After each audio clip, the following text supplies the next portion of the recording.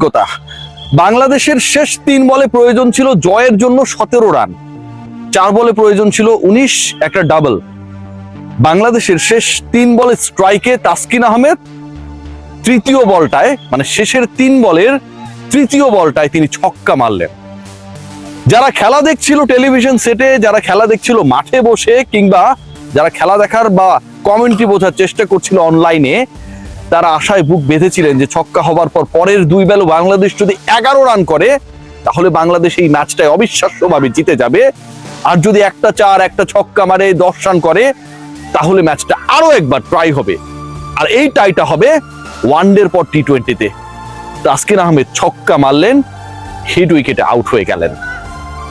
বাংলাদেশ দলের আজকের এই ম্যাচ দেখার জন্য শেষ পর্যন্ত দর্শকরা অপেক্ষা করেছে। শেষ পর্যন্ত বাংলাদেশ জিততে পারে কিনা, শেষ পর্যন্ত বাংলাদেশ অসম্ভবকে সম্ভব করতে পারে কিনা, শেষ পর্যন্ত টপ 5 ব্যর্থ হবার পর মিশন ইম্পসিবলে টম ক্রুজের ভূমিকায় কাউকে পাওয়া যায় কিনা, সেই অপেক্ষা নিয়ে টেলিভিশন সেটের সামনে আর মাঠে দর্শকরা অপেক্ষায় ছিলেন। শেষ পর্যন্ত সেই অপেক্ষার পালা শেষ হয়েছে ওই তাসকিন যখন হিট উইকেটে আউট হয়ে গেলেন।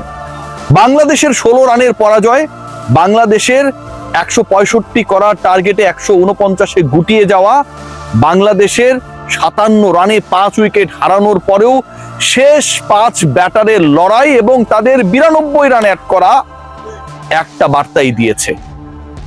শুরুর 5 ব্যাটার যখন আলগা ব্যাটিং করেন, যখন উইকেট ছুড়ে আসেন, যখন নাথিং শট খেলে আউট হয়ে যান, রেসপন্সিবিলিটিকে রিল্যাক্টেন্সে পরিণত করেন, ঠিক তখন শেষের 5 ব্যাটার লড়াইটাকে জিইয়ে রাখেন।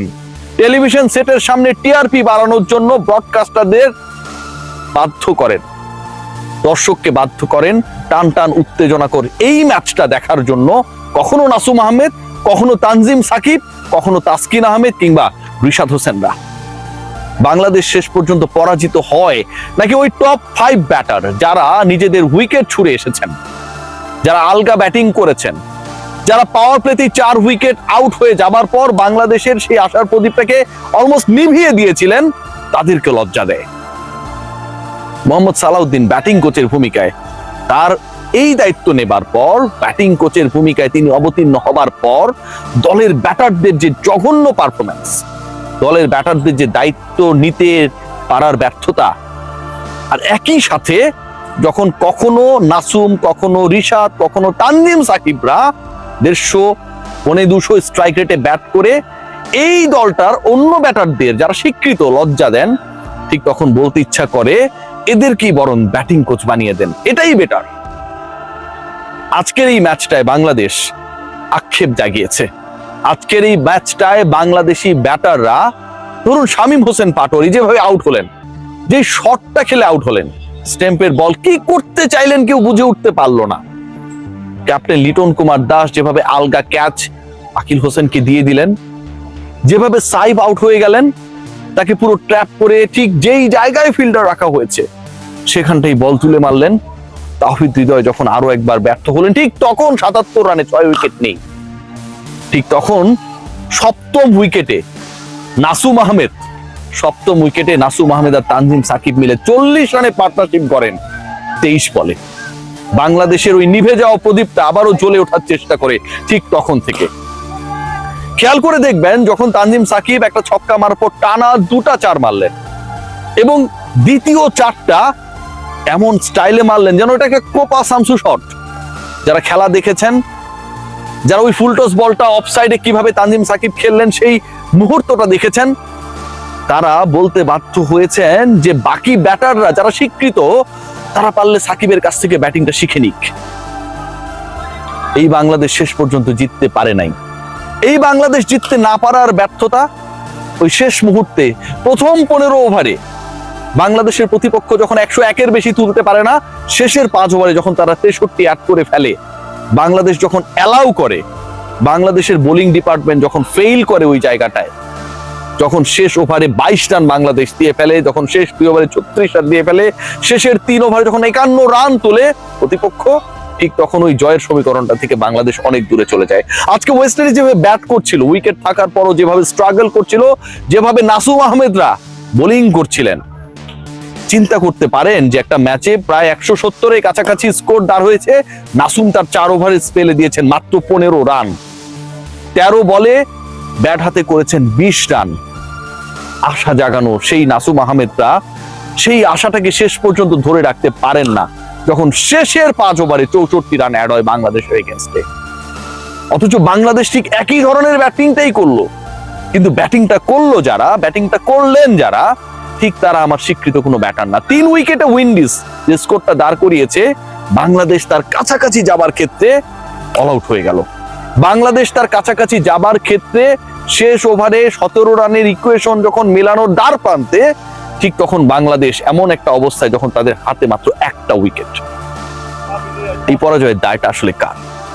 শেষ দিকে আলগা বোলিং, বাংলাদেশের টপ অর্ডারে আরো একবার ফেইল করা, 42 রানের মধ্যে 4টা, 57 রানের মধ্যে 5টা, 77 রানের মধ্যে 6 উইকেটের পতন। অনেক বেশি ডিবেটেবল 11 আরো একবার। আজকের এই উইকেটে রানস হবে, অনেক রানস হবে, প্রতিপক্ষ রান করবে, শুরুর দিকে করতে না পারলেও শেষ দিকে উইন্ডিজ ব্যাটাররা সেটা করে দেখালো। বাংলাদেশের সেই দলটায় যেই দলটা এখানকার উইকেটেই খেলতে নামলো, পারভেজ হোসেন ইমনের মতো সুইট হিটারকে আমরা রাখলাম না। তাওহিদ হৃদয়ের ইনক্লুশন কি কারণে, কি জন্য, সেই ব্যাখ্যাটা আমরা কেউ জানি না। কি কারণে তাওহিদ হৃদয়কে খেলাতেই হবে, কি কারণে পারভেজ হোসেন ইমনের মতো স্ট্রোক মেকারকে আজকের মতো উইকেটে, this is not a wicket which has been produced in Mirpur Sher-e-Bangla stadium. এটা চট্টগ্রামের উইকেট, আগে থেকেই বলা হচ্ছে এখানটায় রান হবে। প্রতিপক্ষের ক্যাপ্টেন, প্রতিপক্ষের কোচ বলছে বাংলাদেশের সেরা উইকেট ওখানটায়, কেমন সেটা আমরা জানি। ঠিক ওই জায়গাটায় এখানটায় এসে যখন আপনার প্রপার ক্রিকেটারকে, প্রপার হিটারকে, স্ট্রোক মেকারকে আপনি 11-এই রাখেন না, এর থেকে প্রশ্নবিদ্ধ সিদ্ধান্ত আর কি হতে পারে? তানজিম সাকিবের ওই ওভারটা 22 রান হয়ে গেল, 3টা ছক্কা খেলো বাংলাদেশ, বাংলাদেশকে ডুবিয়ে দিল। লিটন কুমার দাস যখন পার্টনারশিপ করার সময় এসেছে, তখন সে আলগা শটটা খেললেন। একমাত্র তামিম যেই শট খেলেছিলেন এবং যে অতি মানবীয় ক্যাচ নিয়ে তাকে ফেরানো হলো, রোমারিও শেফার্ড যে ক্যাচটা নিলেন, ওটা ছাড়া বাংলাদেশের প্রত্যেকটা উইকেট, ব্যাটিং ডিপার্টমেন্টের যে 6 জন ব্যাট করেন তার 5টা উইকেট জাস্ট মিলিয়ে দেয়া। নুরুল হাসান সোহান ফিনিশিং এ ব্যর্থ হয়েছেন, টিকে থাকতে ব্যর্থ হয়েছেন। শামীম হোসেন পাটোয়ারি যে ক্রাইম করেছেন, পরের ম্যাচে যদি তাকে বাদ দেওয়া হয়, ড্রপ করা হয়, বলার কিছু থাকবে না। তাওহিদ হৃদয় যাকে খেলানোর জন্য আপনি আপনার প্রপার ওপেনিং পেয়ারকে শেষ পর্যন্ত ভেঙেছেন, তামিম ইমনের ওই পার্টনারশিপটাকে গড়ে তোলার ক্ষেত্রে চিন্তা করেছেন যে আজকে ওকে বাদ দিয়ে সাইফকে ওপেনিং এ খেলিয়ে দিই। সেই তাওহিদ হৃদয় আজকে আস্থার প্রতিদান দিতে আরো একবার ব্যর্থ হলো। বাংলাদেশের সম্ভাবনা শেষে গিয়ে শেষ হয়ে যায়। আজকে যে সম্ভাবনা জেগেছিল, শেষ পর্যন্ত বোলাররা যে লড়াইটা করলেন, শেষ পর্যন্ত নাসুম, শেষ পর্যন্ত তানজিম সাকিব, রিশাদ হোসেন, তাসকিন আহমেদ, মুস্তাফিজুর রহমান, এই 5 জন ব্যাটার যেভাবে ব্যাট করে বাংলাদেশের ইনিংসে শেষের 5 জন 92 রান অ্যাড করলেন, এটা কি বাংলাদেশের উপরের ব্যাটারদের লজ্জা দেয়? আসলে কি দেয় নাকি দেয় না? তাদের উপর তো ছাতা হয়ে আছেন মিস্টার এস। সবাই ভালো থাকবেন।